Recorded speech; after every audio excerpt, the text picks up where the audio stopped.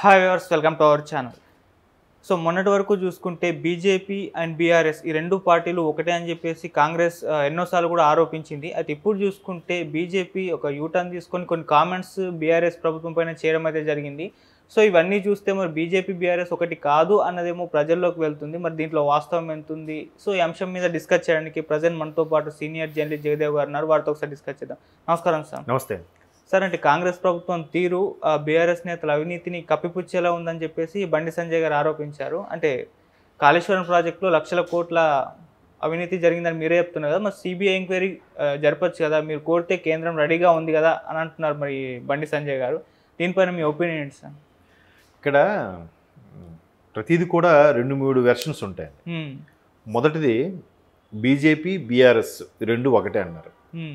Maybe అంటే చాలా వరకు కొన్ని సయోధ్యగా వెళ్ళడం, కొన్ని విమర్శల్లో కూడా చూసాం. అది ఎప్పుడు బండి సంజయ్ గారు రాష్ట్ర అధ్యక్షులుగా ఉండేటప్పుడు ఆయన తరం అయిపోయిన తరువాత ఈ రెండు అబ్జర్వ్ చేస్తే, బండి సంజయ్ గారు ఉన్నప్పుడు రాష్ట్రంలో బీజేపీ ఒక ఊపేసింది. రాష్ట్ర ప్రభుత్వం బీఆర్ఎస్ అలియాస్ టీఆర్ఎస్ ఉన్నప్పటికీ కూడా 2 అసెంబ్లీ స్థానాలు గెలుచుకోగలిగారు. తర్వాత పంచాయతీ ఎన్నికల్లో కూడా బాగా మంచి పోటీ ఇచ్చారు. ప్రతిదీ కూడా అంటే బీజేపీలో చాలామంది విశ్లేషకులు, చాలామంది రాజకీయ విశ్లేషకులు చెప్పే అభిప్రాయం ఏంటంటే, బీజేపీలో 2 వర్గాలు ఉన్నాయి. తెలంగాణ రాష్ట్ర బీజేపీలో ఒక వర్గము అంటే బండి సంజయ్ గారి వర్గము కంప్లీట్గా టీఆర్ఎస్కి అగైనెస్ట్గా ఉంటుంది. అది బాగా పనిచేసింది కూడా. ఆ ప్రభుత్వ వ్యతిరేక ఓటు ఏదైతే ఉందో అది గెయిన్ చేసుకోగలిగింది. ఎప్పుడైతే ఈ ప్రభుత్వ వ్యతిరేక ఓటు ఉందో ఇది ఎక్కువైతే టీఆర్ఎస్కి నష్టం అనే ఉద్దేశమో, ఇంకొక వర్గం ఉందని చెప్పాను కదా, టీఆర్ఎస్కి కొంచెం ఫేవర్గా, తెలంగాణకి కొంచెం ఫేవర్గా, లేదా లోకల్ అనే ఫీలింగ్ అనే ఫేవర్గా ఉండే ఇంకో వర్గం ఉంది. ఆ వర్గం, ఆ పేర్లు అనవసరం, పేర్లు చెప్తే బాగుండదు. ఆ వర్గము బీఆర్ఎస్కి సపోర్ట్గా ఉందని కూడా చాలామంది రాజకీయ విశ్లేషకులు చెప్పారు, మా సీనియర్లు, గురువులు లాంటి వాళ్ళు. అది వాస్తవమే. ఎప్పుడైతే ఆ బండి సంజయ్ గారు తప్పించారో లేకపోతే తప్పించుకున్నారో, ఆయన తీశారో పక్కన పెడితే, తర్వాత ఈ రెండో వర్గం ఏదైతే ఉందో ఆ వర్గంకి ఇంకా అడ్డు అదుపు లేకుండా వాళ్ళు నచ్చిన నిర్ణయాలు తీసుకొని కానికి అవకాశం వచ్చింది. బీఆర్ఎస్తోనే ఎక్కువగా సయోధ్యగా ఉండడానికి, బీఆర్ఎస్కే బాగా లేపడానికి ఛాన్స్ ఇచ్చినట్టుంది అంది. అంటే మేబీ ఎప్పుడైతే అధ్యక్షులుగా ఉన్న వ్యక్తికి కూడా తెలియకుండా కొంత వర్గం ఉంటుంది కదా, మేబీ అధ్యక్షులకు తెలియనప్పుడు ఆ అధ్యక్షులు ఏం చేయలేరుగా. అవును. సో ఆ వర్గము ఆ విధంగా పనిచేసింది. అలా పనిచేయడం వల్లే బీజేపీ డౌన్ అయిపోయింది, కాంగ్రెస్ బాగా పుంజుకుందనే వార్తలు ఉన్నాయి. ఇది ఒక వెర్షన్. సో రెండో వెర్షన్ ఏంటంటే, ఎలాగూ బీఆర్ఎస్ బీజేపీ ఒకటే అని టాక్ బాగా వస్తుంది. రేపు రాబోయే లోక్సభ ఎన్నికలు, ఈ లోక్సభ ఎన్నికల్లో ఖచ్చితంగా మన ఉనికి చాటుకోవాలి. ఉన్న 17 స్థానాల్లో కనీసం ఒక 3-4 సంపాదించుకుంటే బీజేపీ సౌత్లో పాగా వేసినట్టు ఉంటుంది. ఆ సీట్లతో దాని మిత్ర పార్టీగా బీఆర్ఎస్ని కానీ లేకపోతే ఇంకే పార్టీని కానీ కలుపుకోవడానికి కూడా అవకాశం ఉంటుంది అనే ఉద్దేశంలో బీజేపీ గట్టిగా ప్రయత్నిస్తుంది. ఇది రెండో వెర్షన్. ప్రయత్నిస్తుంది కాబట్టే బీజేపీ ఏం చేస్తుంది, ఆ మచ్చను పోగొట్టుకోవాలిగా. సో బండి సంజయ్ గారు లాంటితో మళ్ళీ ఇలాంటి స్టేట్మెంట్లు ఇప్పిస్తుంది. ఇదొక వెర్షన్ కదా. లేదు, జెన్యున్గానే రెండు వెర్షన్లు అయ్యాయి ఇప్పటికి.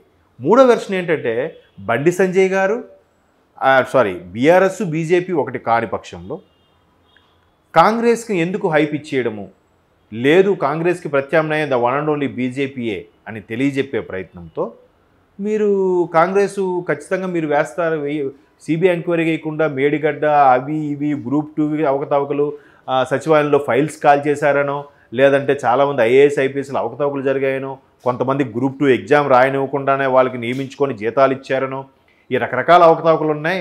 వీటన్నిటితో పోల్చితే 50,000 కోట్లతో కాళేశ్వరం ప్రాజెక్టులు జరిగింది కదా, 50,000 70,000 అంటున్నారు, కరెక్ట్ క్లారిటీ లేదు. అన్ని వేల కోట్లలో ఇంత చూస్తే అక్కడ మేడిగడ్డకి బొక్కపడింది. ఇట్లాంటి సందర్భంలో దీనికి ఎందుకు మీరు ఎంక్వైరీ చేయకూడదు అన్నట్టుగా బండి సంజయ్ గారు వాదం. పోనీ కాసేపు బండి సంజయ్ గారు వాదమే నిజం అనుకుందాం. బట్ సెంట్రల్లో ఎవరున్నారు? బీజేపీ ఉందిగా. ఓన్లీ రాష్ట్ర ప్రభుత్వమే లేఖ రాయాలండి, మీరు రాయండి బీజేపీ ఉంది. ఇది 4వ వెర్షన్. చూడండి, ఒక ఒక స్టేట్మెంటు, ఒక ప్రణాళిక మధ్యలో ఎన్ని రకాల ఉద్దేశాలు ఉంటాయో, ఎన్ని రకాల భావజాలాలు ఉంటాయో, ఎన్ని రకాల ప్లాన్ ఆఫ్ యాక్షన్ ఉంటాయో చూడండి. ఇక 4వది ఏంటి, ముఖ్యమంత్రి రేవంత్ రెడ్డి గారు పని చూసుకోలేదు, పోనీ మీరు రాయండి సిబిఐ ఎంక్వైరీ అని చెప్పి మీరే కోరండి. ఇలా స్టేట్మెంట్ ఇవ్వడం కాదు, డైరెక్ట్ ముఖ్యమంత్రి గారిని కలిసో లేదా సెంట్రల్ను కలిసి ఇట్లా మాకు ఎంత అన్యాయం జరిగింది, మీరు ఖచ్చితంగా దీన్ని సిబిఐ ఎంక్వైరీ వేయాలని ఓ లేఖ రాయండి. ఎవరు రాశారా? ఇదే సంజయ్ గారు రాశారా? తెలియదు. రాశారో లేదో తెలియదు. బట్ ముఖ్యమంత్రి గారికి కాంగ్రెస్ బీఆర్ఎస్ ఒకటే అని వీళ్ళు రివర్స్లో బురద జల్లే ప్రయత్నం చేస్తున్నారు. ఇందులో ఏది కరెక్ట్ అనుకోవచ్చు? సో రాజకీయాల్లో చాలా బాగుంటాయి. అది అంటే మనలాంటి వాళ్ళకి అది అంతు చిక్కదు, దొరకదు, అర్థం కాదు. మనం అర్థం అయ్యేసరికి ఒక జనరేషన్ అయిపోతుందేమో. ఎప్పుడో మళ్ళీ 10 ఏళ్ళ తర్వాత అప్పుడు ఇలా జరిగింది, దాన్ని ఎంక్వైరీ చేశారు, ఇప్పుడు వాడికి కేసు వేస్తున్నారని అంటారు. కేసు వేసినా కూడా కేసు పూర్వపరాలు అలా పరిశీలించి వాయిదాలు వెళ్ళేసరికి ఇక్కడ ఎవరైతే ప్రాజెక్ట్ చేశారో వాళ్ళు ఉంటారో ఊడుతారో అనుకోవడం, భూమి మీద ఉంటారో లేదో చెప్పలేని పరిస్థితి కదా. కాబట్టి రాజకీయాల్లో రకరకాలుగా ఎవడు వాదం వాడిని ఎగ్గించుకోవడానికి, ఎవడు హైపాడు చేసుకోవడానికి లేదు. వాళ్ళు ఒకటి, మేము ఇప్పుడు అలాంటప్పుడు వేయచ్చు కదా అని అంటారు. ఇప్పుడు కాంగ్రెస్ కానీ ఒకవేళ సిబిఐ మీద ఎంక్వైరీ వేసింది అనుకోండి, మీ రాష్ట్రంలో వీళ్ళు చేతకాక సెంట్రల్కి వెళ్ళారా, వీళ్ళు ఇప్పటికే ప్రభుత్వం వచ్చిందిగా వీళ్ళకి చేసుకోవడం చేత కావట్లేదు అని వీళ్ళే మళ్ళీ విమర్శిస్తారు. అవును, మన అన్నప్పుడు కాంగ్రెస్కి సిబిఐకి ఎందుకు వెళ్తుంది? వీళ్ళు చేయలేరు లోకల్గా, విజిలెన్స్ వాళ్ళతో చేయించవచ్చు కదా, లేదా వాటర్ బోర్డు వాళ్ళు ఉన్నారు కదా, వాళ్ళతో చేపిస్తే అయిపోతుంది కదా. కాబట్టి ఇందులో ఏ వెర్షన్ కరెక్ట్ అనేది మనం పూర్తి స్థాయిలో చెప్పలేం. బట్ మనకి కొంత ఓకే, ఇక్కడైతే ఇప్పుడు అంత పెద్ద ప్రాజెక్ట్ ఇప్పుడు ఇంకో వెర్షన్ చెప్తా. అంత పెద్ద ప్రాజెక్ట్ జరిగినప్పుడు చిన్న చితక మిస్టేక్స్ జరుగుతూ ఉంటాయి. అలా కూడా అనుకోవచ్చుగా.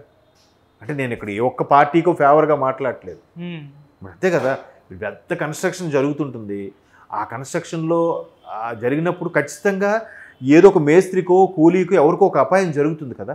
అపాయమే జరగకుండా కన్స్ట్రక్షన్ అవుతుందా? అది ప్రాణాంతకం అవ్వచ్చు, లేదా చిన్న యాక్సిడెంట్లకైనా. ఒక చిన్న యాక్సిడెంట్ కూడా అవ్వకుండా ఏ కన్స్ట్రక్షన్ పూర్తి అవుతుందా? చేయలేరు ఎవరు కూడా. అది కావాలని చేసింది కాదు, అది అంతే.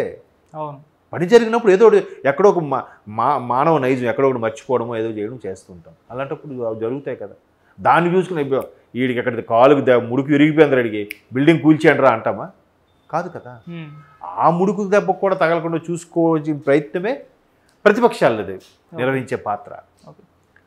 అలా సో ఏది చూసుకున్నా ఎవరిని తప్పు పట్టలేం, కానీ అంతమేది చేసినప్పుడు పర్యవేక్షించాలి. ఎందుకంటే వాటర్కి సంబంధించింది కాబట్టి కొన్ని రకాల ఇబ్బంది వచ్చినప్పుడు కొన్ని రకాల దాన్ని ఏమంటారు ఫర్దర్గా చాలా కొన్ని తరాలు దాని మీద ఆధారపడి తిండికి కానీ పంటకు కానీ తాగడానికి కానీ ఏమైనా ఉపయోగపడతాయి. కాబట్టి చాలా జాగ్రత్తగా 1-2 సార్లు పరిశీలించాల్సింది. మరీ అందరికీ తెలిసిపోయి అంత పెద్ద బ్లండర్గా ఎందుకు చేయాలి? చేయకూడదు కదా. అది కప్పిపుచ్చే ప్రయత్నం అయితే చేయకూడదు. ఇప్పుడు కాంగ్రెస్ కూడా ఇన్వెస్టిగేషన్ స్టార్ట్ చేసింది మేడిగడ్డ మీద. మెల్లమెల్లగా ఒక్కొక్క మంత్రి రోజుకో సమీక్ష నిర్వహించి చేస్తున్నారుగా. లేకపోతే వెయిట్ అండ్ సీ. అప్పటికి గట్టిగా మాట్లాడితే నిన్న 7వ తేదీకి నెల ప్రమాణ స్వీకారం జరిగి, మరి మంత్రులు ఎప్పుడు ప్రమాణ స్వీకారం చేశారు? ముఖ్యమైన వాళ్ళందరూ స్టేజ్ మీద చేశారు ఆ రోజు. తర్వాత మెల్లమెల్లగా చేశారు. ఇంకా నెల అవనివ్వండి. ఇప్పుడే మీరు ఒక పక్క నుంచి మేము ప్రతిపక్షమే అని చెప్పి స్టార్ట్ చేస్తేలా? ఇంకా ఉంది, ఇంకా 4 సంవత్సరాల 11 నెలలు ఉంది టైము. అప్పుడు వరకు మీరు ఆడుకోండి కదా.